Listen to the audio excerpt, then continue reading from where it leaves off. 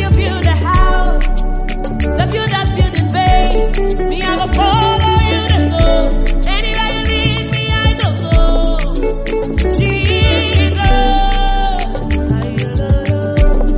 Despite your engagements, we say thank you for a job well done.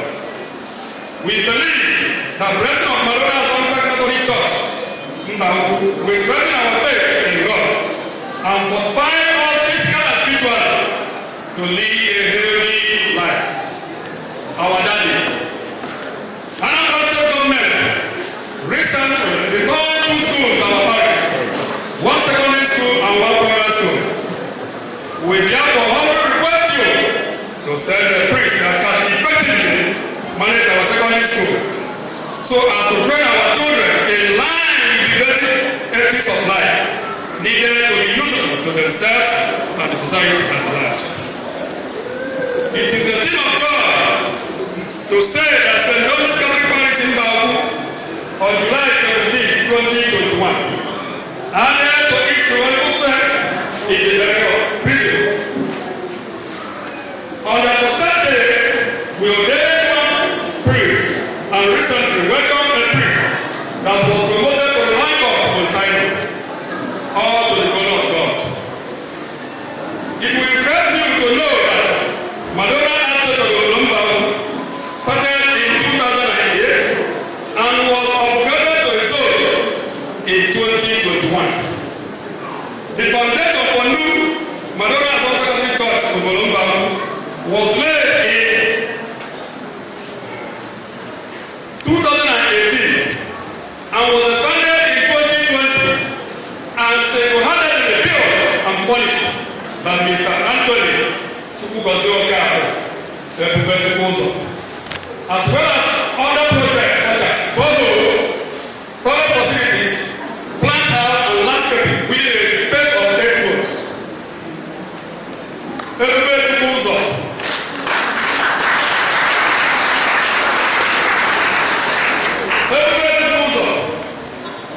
May you live long and may you be covered with the blood of Jesus Christ for the deliverance. Amen. In a special way, we thank our committed and amiable pastor, Rev'd Paulinus for his doggedness and administrative pride that led to the building of the new church and other apostolic projects. Father, you politely initiated the following giant strikes, even in instruction at the zonal level, the vocation of our 2 schools, Campus 1 and Campus 2, and the monthly retreat on the Bible at the parish level. We say a big thank you for your administrative reforms and commitment.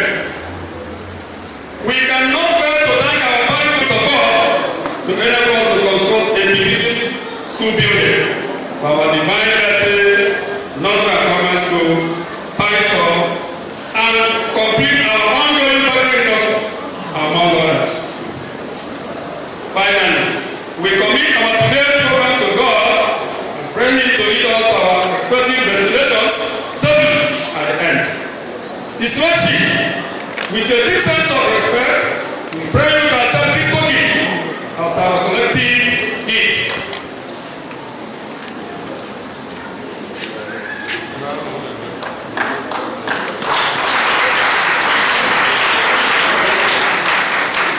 And may God lead you in all you do and cover you with His precious blood on a daily basis.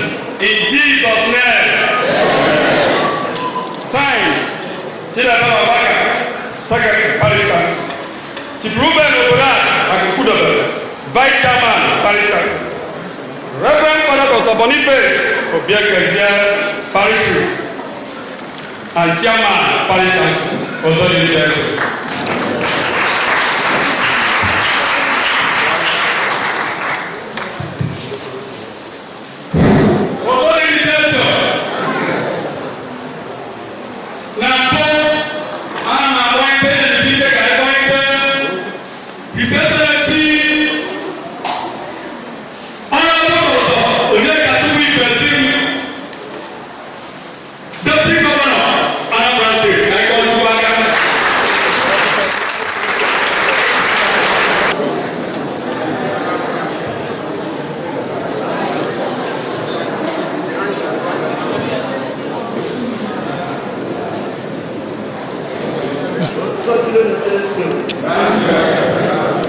My Lord.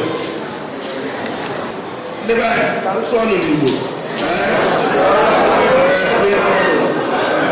As in now, of year, a good name my bishop. Madame, God, always open. Upon my bishop. My bishop. Anambra is Ezeokafor, my family. Onye ọbụla ma na nchere anyị etu a ejewe ebe ị na-akọ ụka maka isiri na afọ echekwara na na-ezi ezi ihe eji abịa bụ na my bishop na-ekwu okwuchukwu ya na-ede ede na-arụ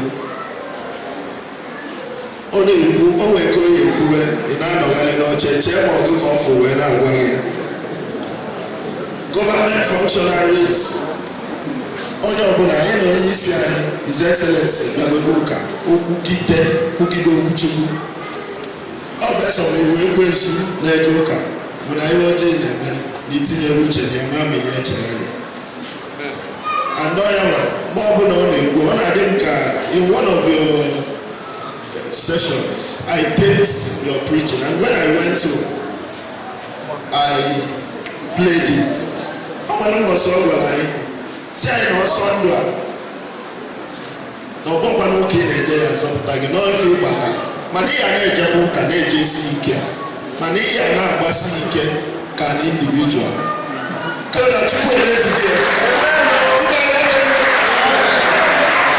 nke a bụ nke rụtụrụ anyị aka ọkwa n'iru bere the major road esi abịa ụka ebe a bụ n'iru bere ka ọ gafere unu n'anya na afọ na alụ ụzọ ahụ alụ mana bikos na-etinye date ọpụtọpụtọ jụrụ ebe ahụ wee gbagoro si biko si obodo ebe ahụ obere aja ka ndị ya ejekwa ụka tata fụ ebe a gafere and ọ dị ka ndị mmadụ fụ ebe a gafere ọ ka isi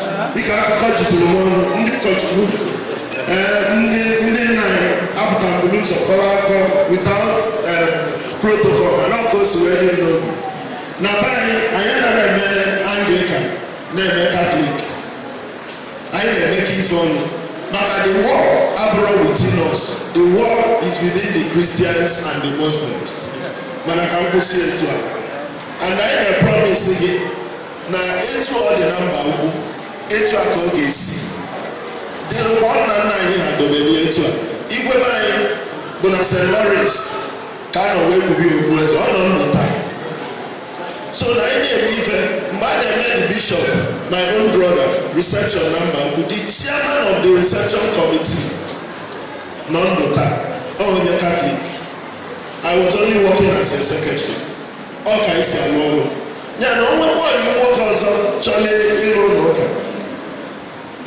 ọsọkwa ya ji alụnye ebe na Mbaukwu si ife na-emedebe bụ na mba na-ahụ ụzọ anyị esi wee na-eje ebe oju na-eme ọgụ ịma akọwara ogo onye na-abụ ọfụma ọ na-alụrụ ndị mmadụ na-eme ife a na-abịa oju na-eme ọgụ ifere ya na o nwere ụkwụ ụlọ ma ọgọ n'ime Chineke mana ịka o nwere ụlọ ụka n'ime Chineke mana ịka ya bụ mụ God will empower you to do it well.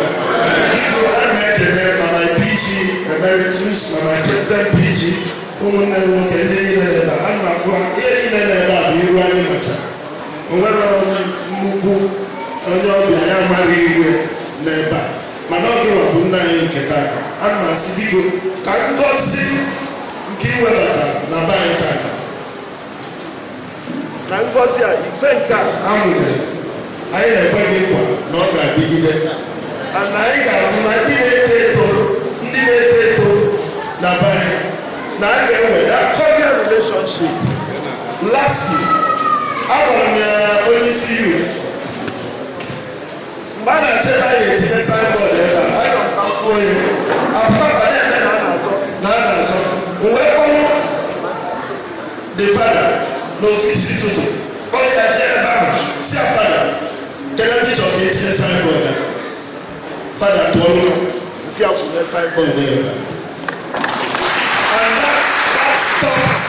stops everything.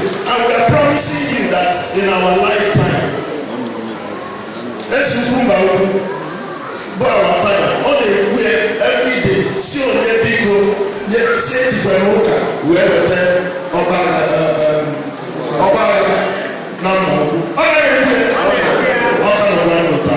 so we are promising you, our generation, we will continue to foster this relationship.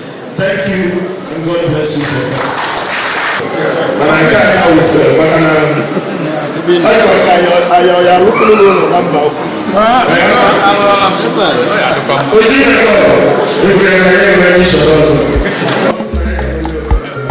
Kedu ihe m ga-enye gị ihe ọka ume ọma mma mma zuru arụ ume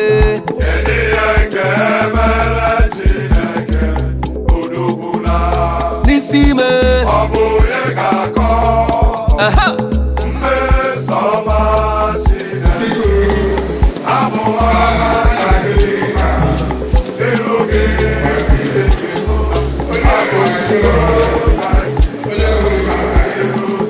nwana ya eze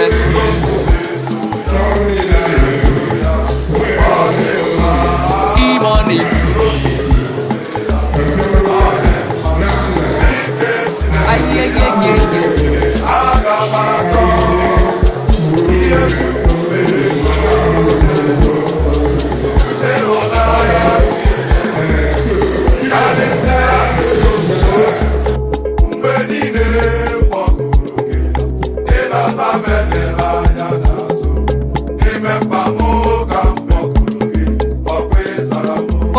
Chineke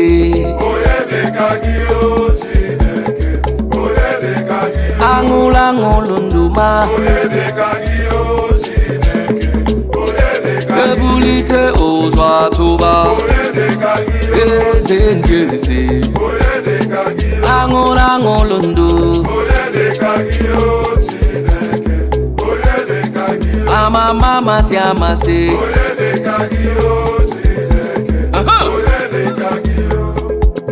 rọpụtara onwe unu Chukwu na onye unu ga na-efe mụ na ezinụlọ m anyị ga-efe Chukwu ọkaka kebi n'igwe na mmalite na ọgwụgwụ Alfa na Omega naanị gị ka anyị ga-efe anọkwana n'obi abụọ anọkwana n'ihu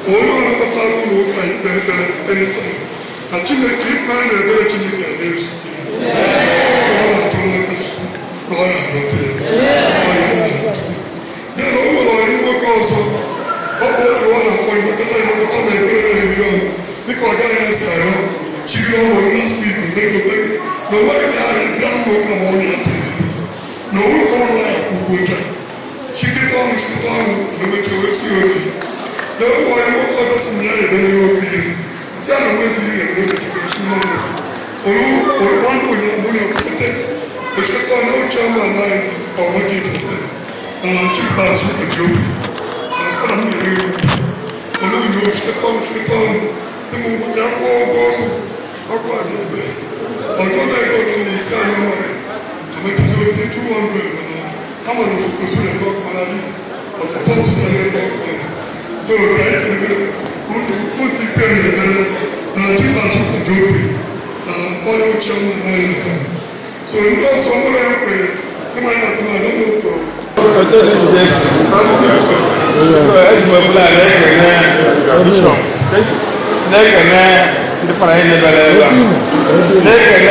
Chief Anthony Ezeokafor na parish priest Dominic for any more can we handle this project. And I'm making any ever never know. My deputy governor or the minister, or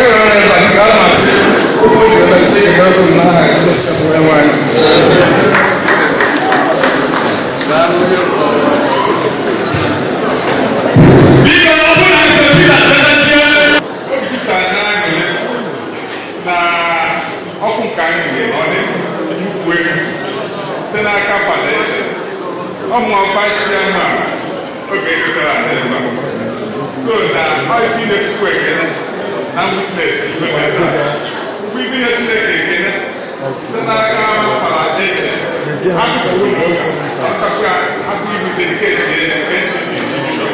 So that I make a check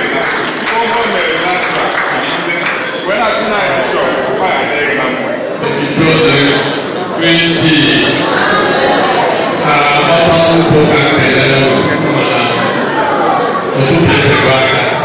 And you look at 9:30 and now it's 1. So now you can go.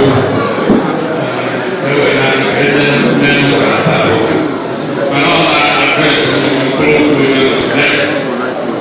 I never get to the call out of that.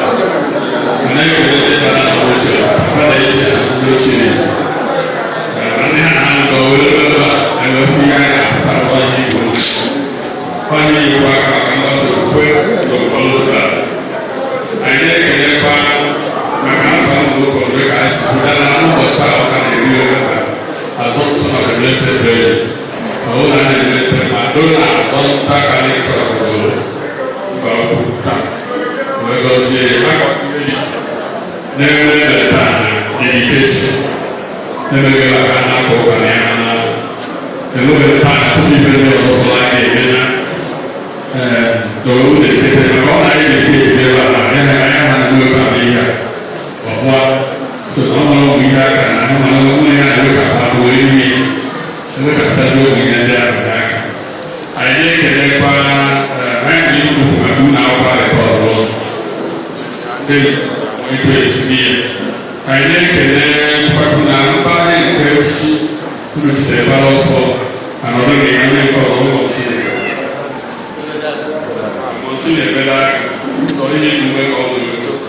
Let the party know that my father and get to go no one. They are not good. Second, what they are not fighting here.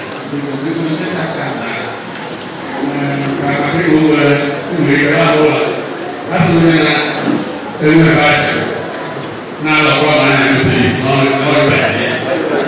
And it's and I said, so then it's a sense of what the dog gave back and work on the server. So I think you don't do you didn't and they can all along the Yaga or the people go for some days. And when I hear the said, we are president of Survival. Don't know me there. I can't go around. If you don't look at it, I can look at it. Never attack on look at all. If I just go to we are look at. What was I going to do? What I mean is, I go around. No one is not anybody. Most are going to take. What is not the most of the time? So, I come here with a and this is perfect. Something in the answer. I can imagine that so many I can also be teaching. I can go on lifting on time. I'm not really appreciate it. I can just think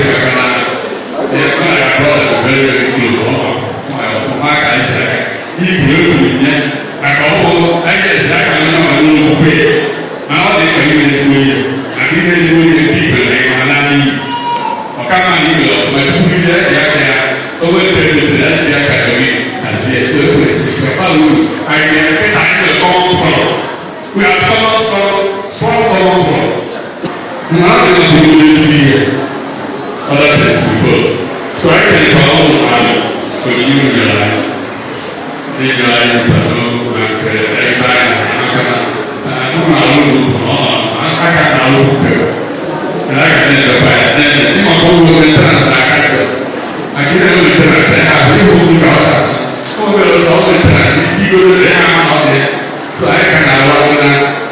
But what I not say, we're going to get a million. I am going so I have to come up. I have to be a guy. I know we are here. I have to take all those of you now. Like said, I think we're in my I'm going to say, I was saying, I'm going to say, never go by as well. Never find a chimney. Never ask for a book or so. We are going to, well, I say, I'm going to do again. I can't even journey you to I didn't know that. I can't get up for me anymore. And it's all there. I go. I'm going on it. You better look at them. But you can't go out there. Yeah, I want that. Children, that's it. I get back to the normal table for you. I am trying to go get more. This is the I should not let that be a still a grace for you.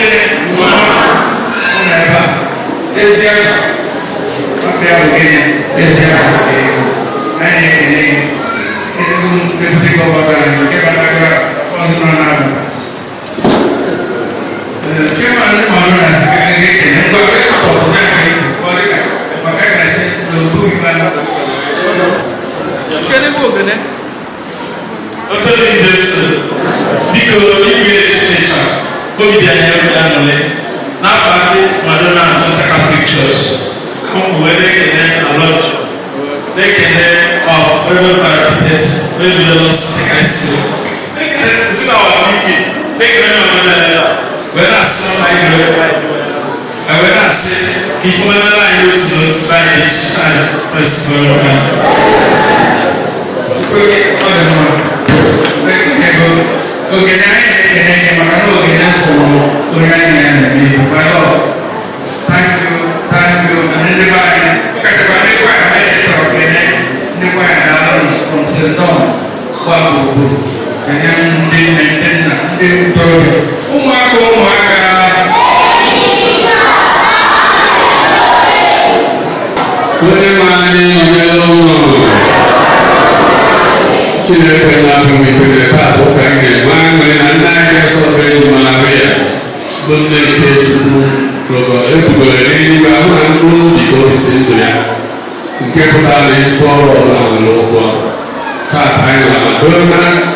Church, in case of all this, Mbaukwu I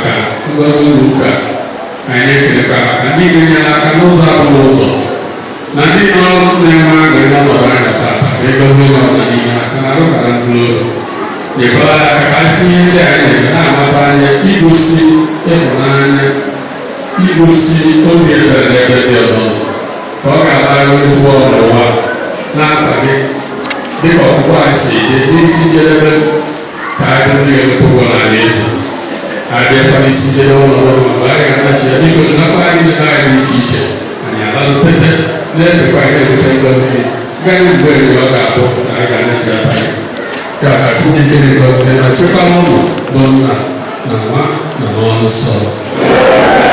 Udo dịrị unu. Afam Reverend Father Francis Chidume, a priest of Okara Diocese.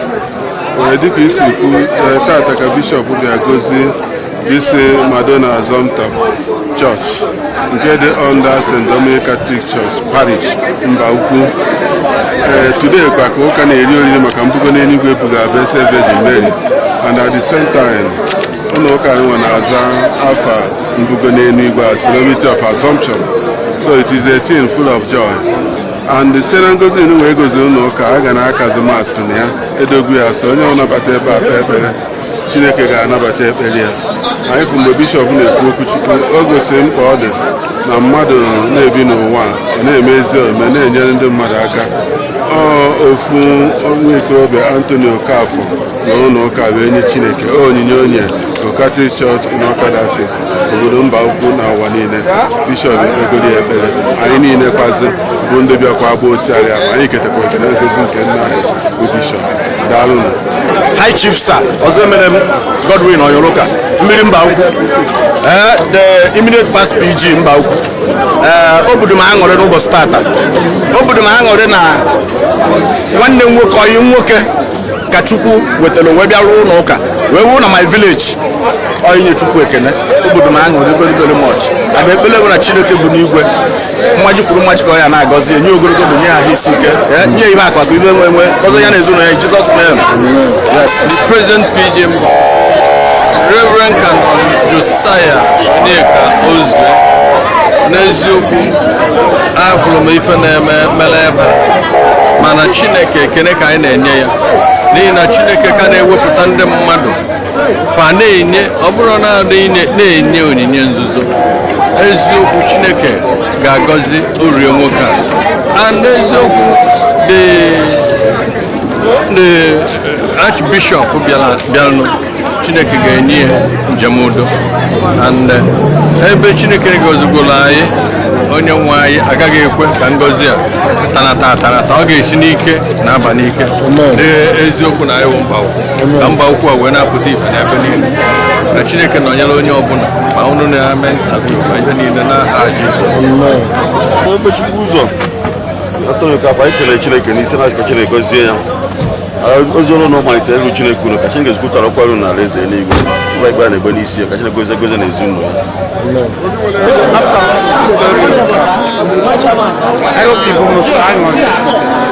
Maka ife mfụrụ n'ụbọchị nke taa ọlụ Chineke na-aga n'iru ọlụ Chineke na-aga n'iru mgbasa okwukwe anwa na-aga n'iru wee na-eburu ihe jupụtara m n'obi aṅụrị taa wee na-enye Chineke ekele ọkachasị ka Chineke si wee mekwa mmiri ezo ebe niile dịkọla ka ndị mmadụ na-enwe ọṅụ ka na-ayọkwa Chineke etu ọlụ ebube si etu adịkwa ka ọ malitekwe n'ime anyị na ndị mmadụ ya na-abịakwa n'ebe ka ọlụ ebube na-elute onye ọbụla n'aha Jizọs.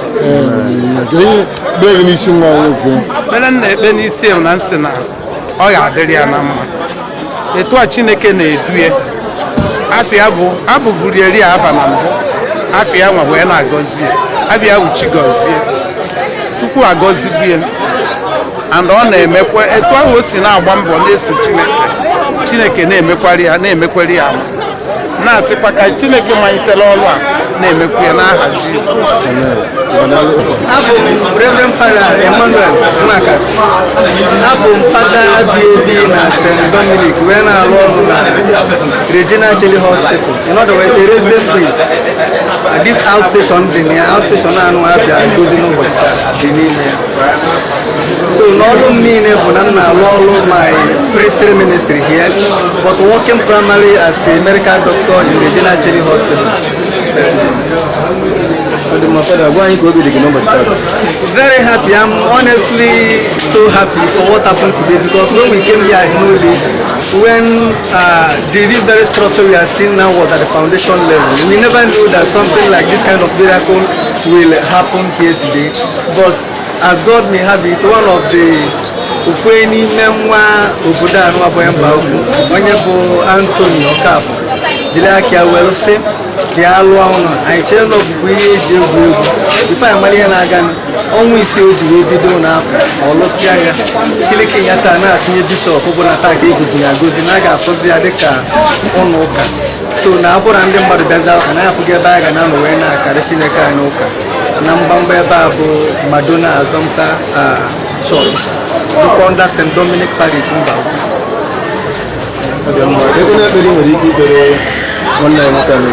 O tegola anyị kpekpere nna ya Chineke ụdị mmadụ ya gozibeka ụdị mmadụ ya na-apụta eziokwu na nwekwa ọtụtụ ndị mmadụ nwee ego mana ụdị mmadụ ya bụ mmadụ inwe ụdị obi ọnwe jiri aka ya na-ekwesịrị ka ibu nke epu ego wee lụọ n'ụka na-anya ugbu ọtụtụ ndị mmadụ na nwere ọnụ ma sị na-abịa wepụta ekpere anyị bụ na Chineke aga n'ihu na-agozie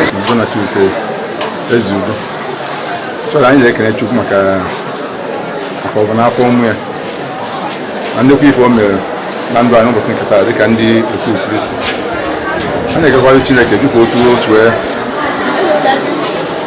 mee ịkpante mmụọ nke otu onye n'ime anyị nwanne anyị nwoke onye nke Chineke gozi n'ụzọ pụrụ iche ọ bịa lụọ nnukwu ọrụ ọnwa anụ ọrụ n'akụkụ ebe anyị ọrụ ahụ amalitere n'ebe afọ na onye mere gara aga n'ebe 2008 ọmụọ wee bido mgbe e nwere atụ seshọn ebe anụ ọ gaje wee ruo na-eme na-agba mbọ ụka enwere ike na-emire dị na-ajụ ụka na-emire ndị ọzọ na-achọ amamihe ndị ọzọ wee nwetara kpọsa anyị ma otu o si wee masị nke Chineke ma ọ ga-emere anyị afọ ma oru n'afọ ọnụnwa so Chineke wee si n'aka ofu onye nwanne anyị wee ya ka ọ gbantere mmụọ ya ịrụ nnukwu ọrụ anụnwa so anyị na-ekene Chineke maka ife osi na ndị wee mee na-ekenekwazi Chineke n'isi nwa obibi ahụ bụ Anthony Okafor onye nke lụrụ nnukwu ọrụ anụnwa ihe anyị na-arịọzi Chukwu n'isi bụ ngozi amara nke Chineke na ngozi ya n'uju.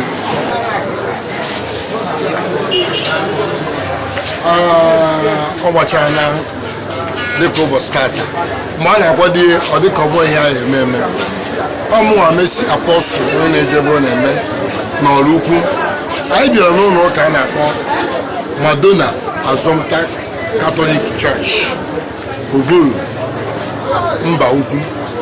Anyị bịara ka anyị bịa soro nwa aṅụrị maka emume nke ịgọzi ụlọ ụka nke Bishọp Paulinus C. Ezeokafor gọziri n'ụbọchị tata nke nwanne anyị nwoke bụ Chief Anthony Okafor lụrụ wee nye ndị ụka.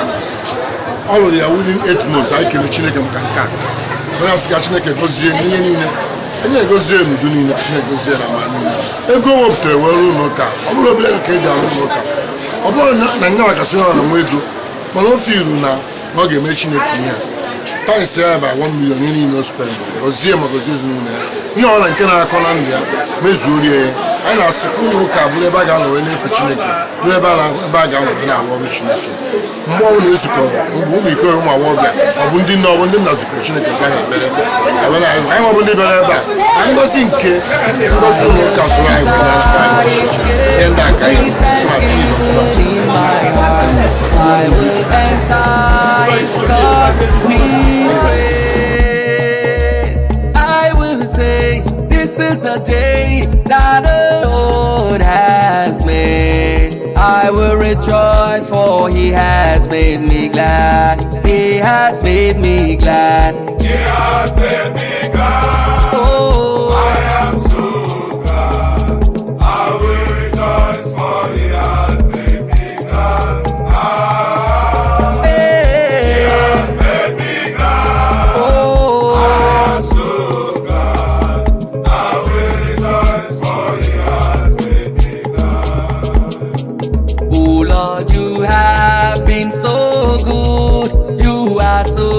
To me, oh Lord, you are excellent in my life every day. Oh Lord, you have been so good. You are so good to me.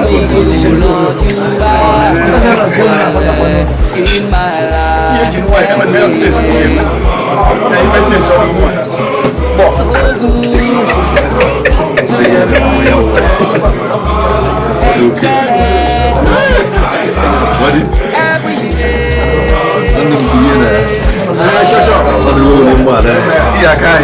To me, excellent. Lift him up. Oh, lift him up. Oh, my Lord is good. I will lift him up higher. Anywhere I go, I will lift him up higher. Oh, brothers, lift him up higher. Oh, lift Jehovah. Hey, my Lord is good. I will lift him up higher. Anywhere I go, I will lift him up higher. Wano bulea, oh bulea,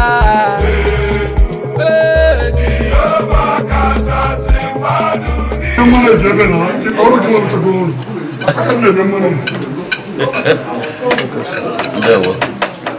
Afa mbụ Ifeanyị Akabọgụ. Nwoke ibi na-ede mmiri. Okwu ya akụ n'ọrụ ukwu. Ebe na nke ya ọkwa aka ntụgbu. Ọkwa ya lụrụ Chineke onye nwe anyị ụlọ nsọ. Ewesala ezigbo ihe ka ọ bụ.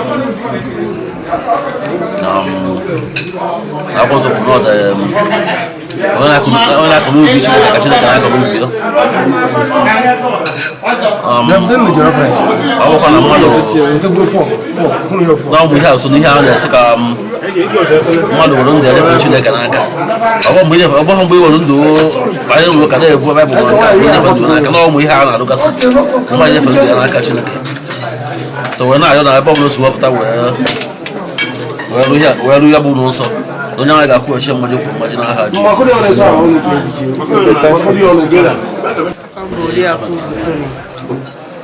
ya eji maka ya bịa taa maka imepe ụlọ ụka nwanne anyị nwoke Madonna n'ọnda St. Dominic.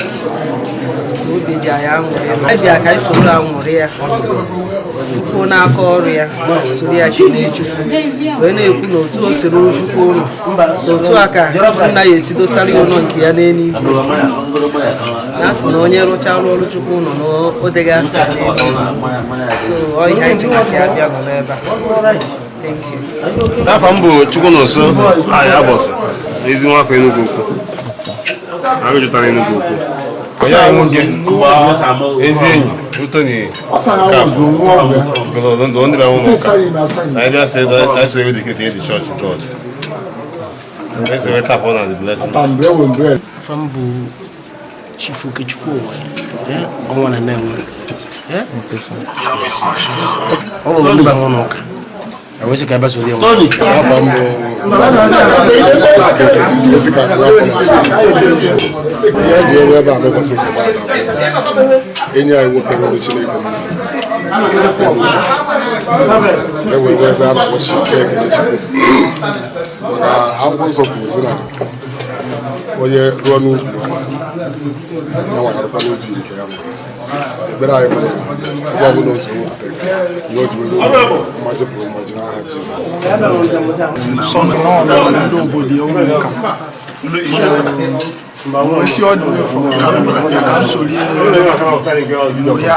Ndị obodo ya ka Chineke n'ọkwa n'ihe ahụ a na-afụ n'akwụkwọ nsọ Solomon ka anyị wee fụ n'ife taa.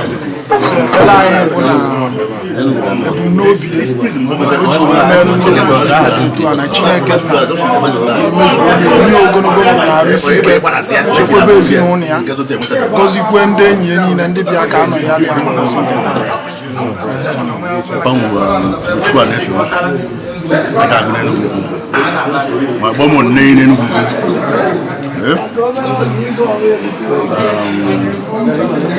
I bịa mbọsị taa I bịa na nwanne anyị nwoke Tony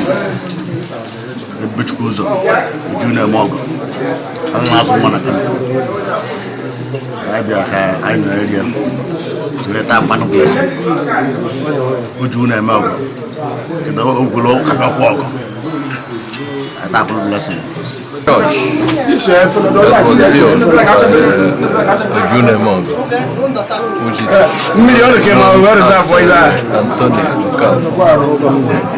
Mr. Antonio Kauf, which is popularly known as Ojune monk. They opened that the church today. That is why after that when Bishop have gone, come, he said we must come home to do some appreciation. So that is why we're here.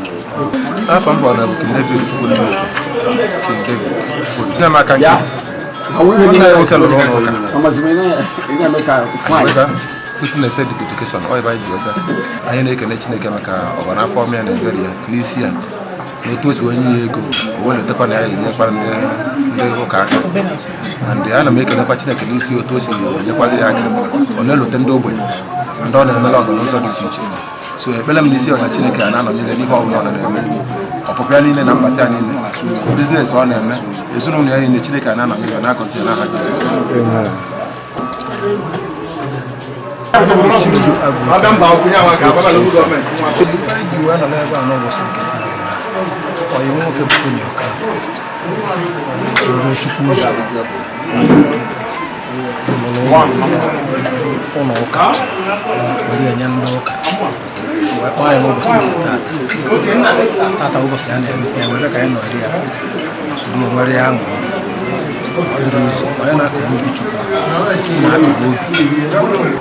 Ezeokafor engineer. Ezeokafor dị ka senior brother m onye be anyị wụrụ nwanne m nwoke very strong philanthropist and pillar be anyị wa aka gbawụrụ Mbaukwu na local gọọmenti anyị ji wee dị tata anyị bịa nye Chukwu otito ka nwanne anyị nwoke Chukwu gọzilie wee si na ebe ọ na Chukwu gọzilie na ọ ya lụrụ Chukwu ụlọ so anyị wee jee tata wee nọrọ na Madonna Assumpta Catholic Church nke ọ lụrụ ndị be anyị bụ ndị Mbaukwu Bishop Dr. Paulinus Ezeokafor bịa gbape so we just have here we na enwe na Chukwu otito for a wonderful day like this. Okay, mo Tochukwu Ezeokafor Bidiofo amo Mbaukwu ebe a nọ so obi dị m so aṅụrị tata na ihe ọma ji nwanne m nwoke wee merụrụ ndị ụka ụlọ ụka ọrụ ndị be anyị ka a gbape tata bishọp bịagba gọzi dị ụlọ ụka tata ọ nnukwu ihe ọma adị m happy na ụdị ihe ọma dị otu a si na ezinụlọ m wee pụta so obi dị nso aṅụrị anyị bịakwuo ebe a ịfụ ka ndị mmadụ bịa nke m n'ike m ọ na iwelitekwa okwu ya afụ mgbe bishọp bịa ebe a ọ bịa gọzie ya okwezie nkwara mgbe o ji arụta ụmụ akụrụ ọnụ na ya abịa bịa agba ndị ụfọdụ ndị ọzọ sokwu ya everybody is so happy.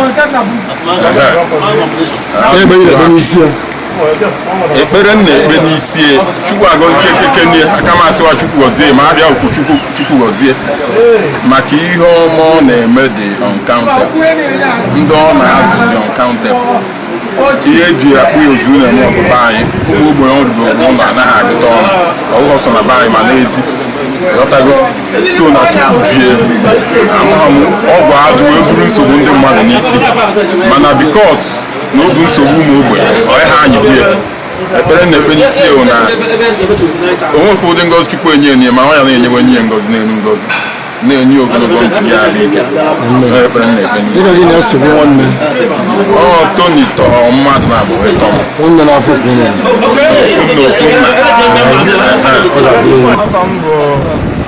Mr. Chibuzo abụ m onye ọkụzụ nke dị na local government area Anambra State. Dịka gị na Ibezim si ọma Ibezim bụ mmadụ gboo n'ebe nọ ọ gara wee bido egwu sizi anyị na mmadụ gbara taa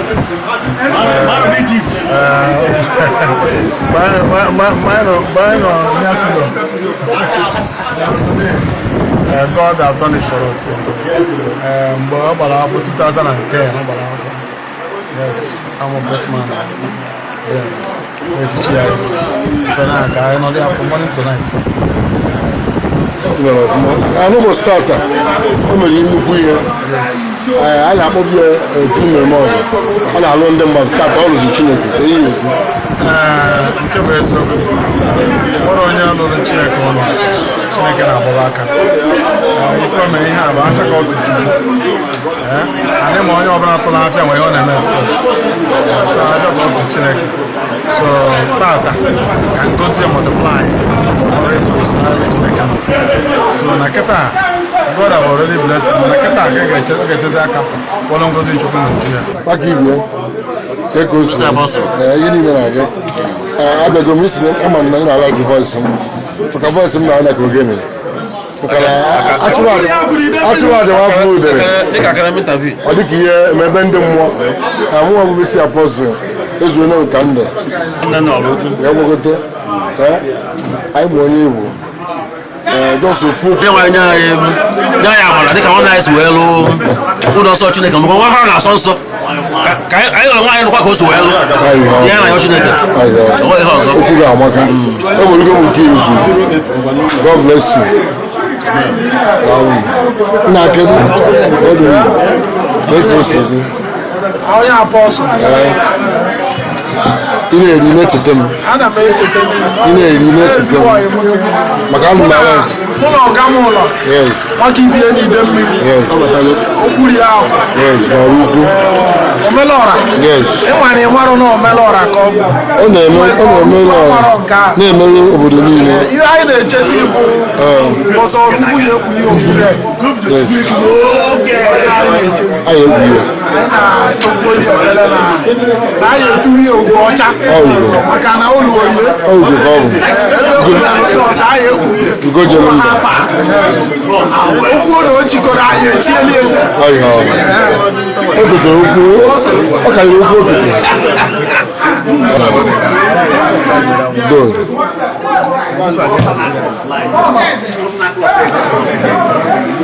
Rose Bedago. Onye Mbaukwu. Ndị Agụmile. Okay. Eke isi mara EBUBECHUKWUZ0 oji na-eme ọgụ. Anụ na ọ na-arụ ọnụ, ụmụ onye na-arụ n'ụlọ ka nnọbe na-anụ maka ya. Olu tata mgbe fụ ya face to face tata a na-emebi ya wee mara onye ọgụ. Ofe onye ruo ụlọ ụka ọ dịrị isi. Chukwu gọzie ya ya kọntinu na-arụ ya rụrụ na-agara nke ọ rụrụ dị mma. Kedu ebere yi n'isi ka Chukwu nye ogologo ndụ na-arụsi ike ka ndị ọ na-enyere aka Chukwu na-agbawanye akụ na-agbawanye na-increase egi ọga o nwere ike iwere na-epụkwa ndị mmadụ anyị anara enwe ọkụ ya mee ka anyị na-enwe ọkụ n'ogide ọkụ dịta udo echi ọkụ ama ndị ọkụ dị ihe dịka 4 days asị na ọkụ adị ọgụ pe mara ya na-eme na ọkụ akwụsị ịdị ọ bụ na ha ga-ama ihe ha ga-eme ka ọkụ na-adị anyị na-anabata nnukwu chief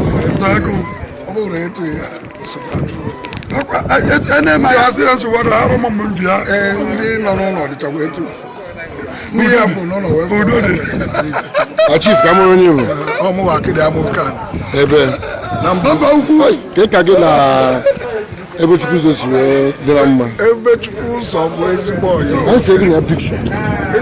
EBUBECHUKWUZ0 bụ ezigbo ọyị nwoke maka na nwatakịrị na-eme mma na-akwụba aka ya ọtọ na-alụ ife kwesịrị na ọ ya alụ so ụlọ ụka o wetagodo n'obodo a bụ ọkụ ya bụ isi afọ mbụ oke afọ Tony Obijiọfọ EBUBECHUKWUZ0 Mbaukwu ma ndị mmadụ na-akpọ m oju na-eme ọgụ ụfọdụ na-akpọ m nwa na-aya eze ụfọdụ na-akpọ m omeọgọ mgbe si na ihe mma aza wee EBUBECHUKWUZ0 Mbaukwu. Thank you.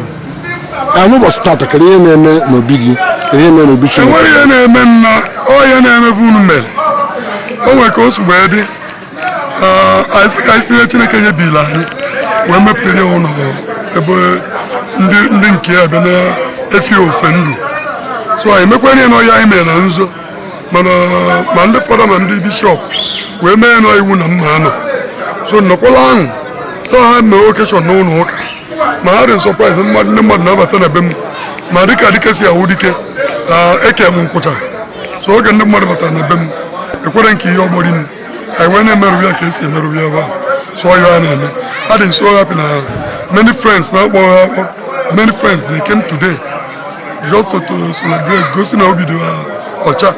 So I'm very, very happy. To God be the glory. Ekene Chineke kachasịrị n'ihe na-emeta. Ana m ekene Chukwu nne papa gala ọfụma mmiri ezoro nwere ya mee ihe na gala ọfụma. The bishop bịa na udo nne bịa na ama na ha na-alụchego n'udo. So Chineke ekene dịle gị n'ọnụ obi ji ọfọ ka ọ na-eme. I am so grateful to God. Don't ask how I can mother from me, but I'm so happy to God. I'm so grateful that I want to women people waking up at an being like this. To God be the glory. May His name be blessed. I am so pleased, so happy. I am so happy. And Chineke forever. His name will always be blessed. In Jesus' name. Amen. Can you not one nigga? Hey, afọmụlụmụ ụzọkpọlụm ekene dịrị Chukwu maka ya. Agwa ya na-agbalịkwa bido na nna m obi ji ọfọ maka mgbe ihe bido mgbe nna m ga-aga onwe mgbe m bata one day bute rice dọwalụ nne m I think about 6 bags of rice na jewela Aba na cheta after 2 days ma mọra sị na rice ahụ agwụgwọ mgbe baa mba si ọ na-apụ mmemme oche na nna akụta ego na ebe so nna m na ọ n'ime n'ụka mbala mba wee fụta n'ilo baala m mba bakachala m mba arụ sị m ọkwa mbute rice ma mkparịwa nne m ebutezina sị m ke nkewu na nsị rice m butere sị m ma m ebutere 6 bags of rice ka ọ tawa atawa ha butezie bụrụ 6 bags of rice paaki ya onwe ndị agụụ na-agụbata na agbụ ya nkịtị so kwucheche ya ahụ sị m ọwụla etu a ma ebutezina mpụọ sị na ndụ sọ ọ kpaghara m mpụọ je bute 20 bags dọwa afọ sị na ya nji agbakwa n'ọsọ ya mee nwa obere oge akọba ọgwụ ego n'ọhịa anyị na-eme n'ezi ọ sị m na m buretebe ya n'ụlọ na o nwere onye afọ n'ilo ojekpọ na ndị mmadụ na-abịa ahịa ahịa ọkụ bịa n'ụlọ na-enyefe etu a ka esi wee malite wee kewe rice kewezie ya every year bido rụziwa ndị mmadụ na skuul bido kwụ ụgwọ akwụkwọ n'ụlọ mee ihe niile all these things were initiated by my father and my mother my parents my father nwụrụ anwụ ya na my mother ịlụ mmadụ ụlọ bụ ana m alụfụ n'ezi mana my mother dọkịta si na onwe nwoke ya ga na bie ọnụ na ụlọ aka ka obi na agwọ ya atagbu ya ebe ahụ ele ka o si wee kọkọ mmadụ eto nsa ngwa eji elu olufu ụlọ kwọ ndị wee lụọ ndị mmadụ ụlọ so ekele dịrị nne m dịrị nna m nwụrụ anwụ maka ewezgede ya bakọp ọrịa dị etu a dịrị my blessed wife nwaanyị maara obi dị nwaanyị m fụrụ n'anya dị nne ekele dịrị ya ọdụkwụ na mba bikos na nke ọhụrụ ikwute na ụkwado osi ime ndị mmadụ jem itinye ya ọbịa kọlụ nsị m nyere ndị aka na ha o nwere ebe o si egbochi m ka nwa na-asị ngawa n'ihu ekele dị na ụmụnne m niile ndị nne ji m na ha maka na ọha mgbe ewezigere mara nke ikwu okene na-asị gawa n'ihu o nwere onye asị ga-emene ha nwere nerokwu ya nwa ya fụ na-eme ihe so ha na-ekele Chukwu maka nne m na-ekele Chukwu maka nwaanyị nna anụ na-ekele Chukwu maka ụmụnne m niile to God be the glory for their life onwe ya ọ na-eme today ma ndị a na-azụ na skuul mgbe niile ọ kọtesi of nwunye m nne m ụmụ nna m nwụrụ anwụ na ụmụnne m niile so to God be the glory for their life. Thank you. Ọ ga-adịrị gị mma ọ gaghị ete aka anyị ga-ezukọkwa na be gị maka ihe ọma anyị na ọma nna gị January mmemme nne m birthday good ụwa niile that's the first occasion mmemme 3rd of January 3rd mmemme nne m birthday ma ọ bụ the event plan ụwa niile ụwa niile birthday nne m gbaka emepu na enwe ike sị enwe mego nji alụfụta funu ya na-ekwu maka birthday nne ego ga-asụ ọrụ nwaanyị nwee gbuo 20 dada esi ka ya egbuo 20 that day ọ ga-adị mma ehi na ọ na-ahịa egbu ehi na onye dịkwa ya ka egbuo that day ka afọ anya na ndụ ọrụ nwe emere ceremony so 3rd of January ọnụrụ karịa ibie ụzọ ya gaghị onye ọhụrụ ebe onye si bịa bịa ma ndị ọcha ya nọ that day ọ ga-adịrị gị mma ụmụ ya na-anwụ odogwu ọ mụ na ụmụ ya bi ụmụ ya na-atọ ọ na-ekwu nke ọma na-abịa ka Chukwu gọzie ya o mere m ihe mbụ taa Chineke gọzie ya n'aha Jizọs na ebe ụlọ afọ na ọ na-ala sọpụrụ ya ọ na-ekwu nwaanyị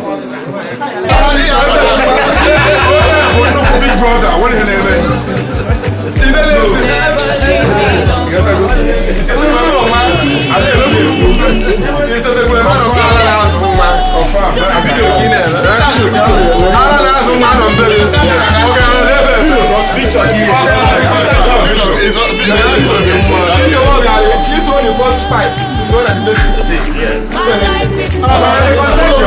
Peter.